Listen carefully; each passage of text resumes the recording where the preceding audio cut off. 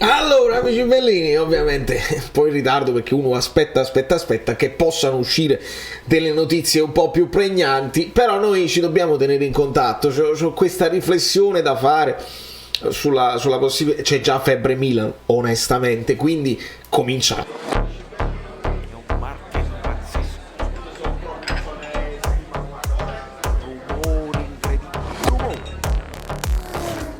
Allora, amici belli, amiche bellissime, M Quadro, che poi pure ricordo un pochino, cioè, secondo me c'è gente che ogni tanto si leva, poi si rimette, ma va benissimo, tanto stiamo crescendo, lenti ma inesorabili, un po' come le macchine a Napoli, lenti, cioè non si fermano, vanno lente, quando c'è una rotonda, uno stop, non si fermano mai, lenti ma inesorabili passeranno, quindi siete voi che vi dovete stare attenti. Lasciate un like.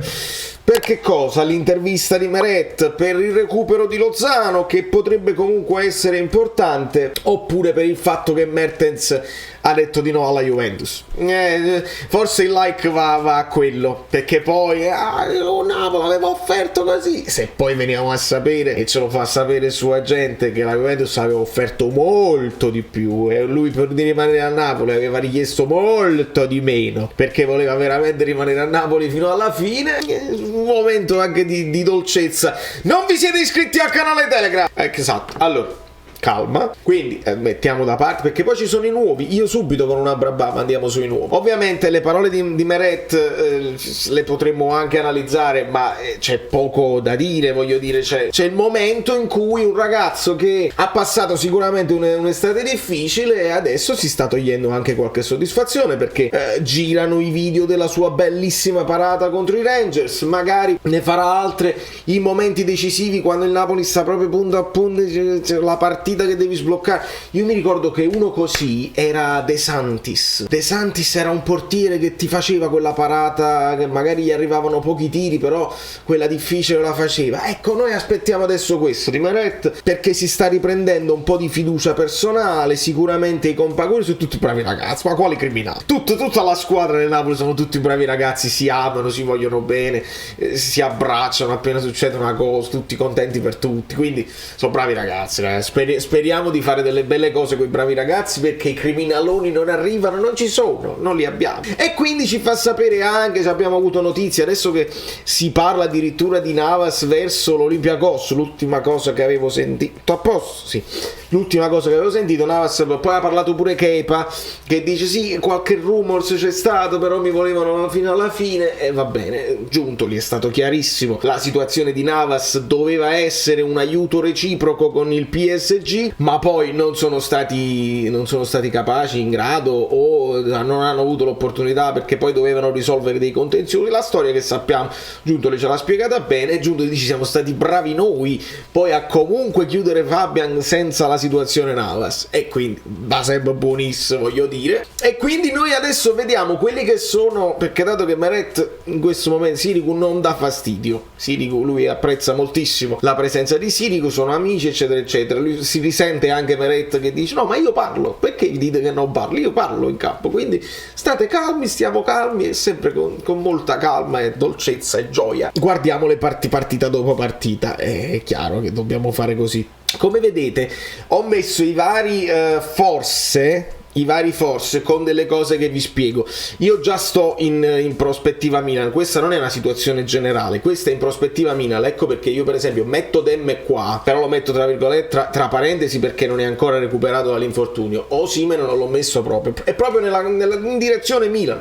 Lo so che domani ci sarà sicuramente la conferenza di Spalletti e potremo andare più nello specifico, ma cominciamo a prevedere che Di Lorenzo, indovinate un po', non ha sostituto, cioè nel senso non ha fatto manco un minuto Zanoli nemmeno nei momenti in cui il Napoli aveva fatto 5-4 gol eccetera eccetera, quindi la vedo difficile. Li può mettere tutti Spalletti? No, però la vedo difficile proprio quando un Teo Hernandez ti verrà addosso, però possiamo aspettarci che Di Lorenzo non abbia sostituti e speriamo di non doverne pagare le conseguenze. Visto che si arriva poi alla sosta, noi non dobbiamo tanto pensare a una cosa conservativa, dice dopo questa partita poi c'è un'altra magari di Champions, no, andiamo alla sosta, quindi posso pensare che che Rachmani possa fare uno sforzo insieme a Kim e mantenere la difesa, quella che è titolare, i due centrali di difesa che sono da considerare titolari. Ci è piaciuto Ostigar, ci è piaciuto Juan Jesus, ma questi due qua di testa le hanno prese tutte. Sappiamo che se c'è Giroud al centro dell'attacco dobbiamo stare attenti su quelle cose là, e quindi possiamo confermare. Il primo dubbione è Olivera Mario Rui, perché si stanno un po' alternando. Spalletti sta facendo fare minuti al sostituto a seconda di quando entra poi Olivera anche durante le partite, quindi potremmo anche aspettarci. Olivera è stato messo titolare contro il Liverpool, quindi non è da considerare una seconda scelta. Sta un po' gestendo, e secondo me sta gestendo anche bene Spalletti, e quindi questo è il primo dubbio. Si potrebbe fare così se Mario Rui magari fosse molto stanco, non lo sappiamo, quindi dobbiamo pensare più allo sforzo fatto coi Rangers che non in prospettiva, perché poi avranno modo di riposare e recuperare. Ovviamente Lobotka, io ci ho messo il Demme, che potrebbe essere l'unico per caratteristiche che lo può sostituire là al centro, però è infortunato, ed eventualmente tu ti puoi inventare un Gaetano eccetera eccetera. Non voglio più vedere Ndombele al posto di Lobotka.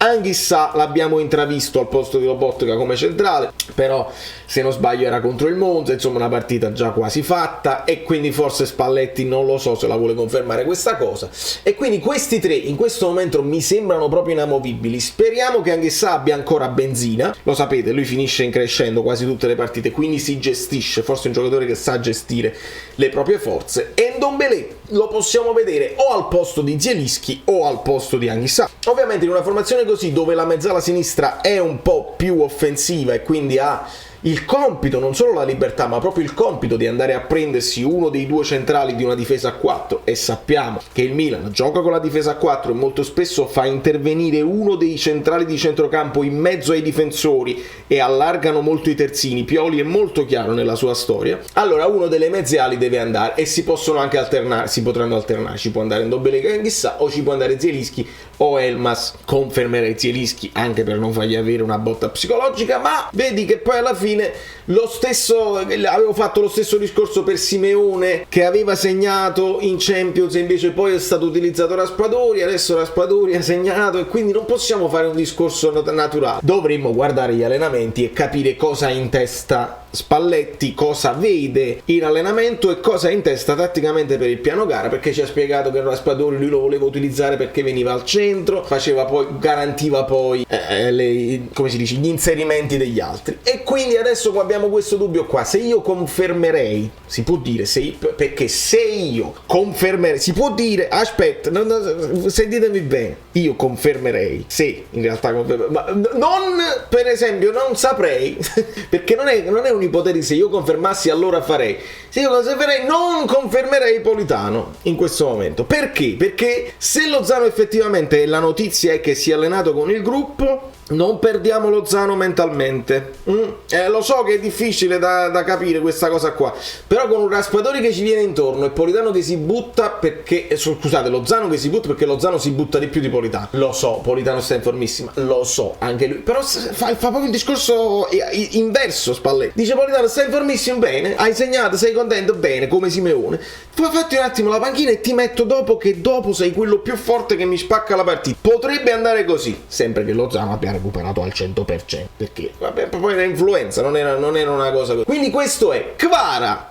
Il discorso Zerbino, ovviamente Zerbino te lo puoi giocare su tutte le fasce, lo sappiamo che è così. Kvara è sempre partito titolare, in una partita non è partito titolare, quella là contro il Lecce che non è andata bene, e lì quindi noi pensiamo che sto ragazzo di 21 anni comunque, ma quello lo sostituisce sempre, va benissimo, è il più giovane della cucciolata, va bene non fargli fare troppo, e secondo me va bene che cominci e non che entri dopo, perché se poi entri dopo vuoi spaccare il mondo ancora di più e magari non sei già pronto con il motore e rischi di fare delle cose che non vanno bene. Quindi ti scaldi, ti fai, capito, quei 10 minuti dove ti riscaldi già in campo e poi mano a mano vai, perché c'ha un fisico importante qua. E quindi questa è la situazione. Domani Spalletti parlerà e mi smentirà completamente, perché è facile che è così, non c'è dubbio, però mi fate sapere anche voi cosa ne pensate. Sono scelte che Spalletti deve fare. la fascia sinistra, quindi stanno aumentando un po' quei ballottaggi. Ricordiamo che alla fine l'anno scorso il ballottaggio pesante era sempre lo Zanopolitano, poi gli altri bene o male, Insigne giocava sempre, Osimhen giocava sempre, lo stesso Osimhen giocherà sempre, è chiaro,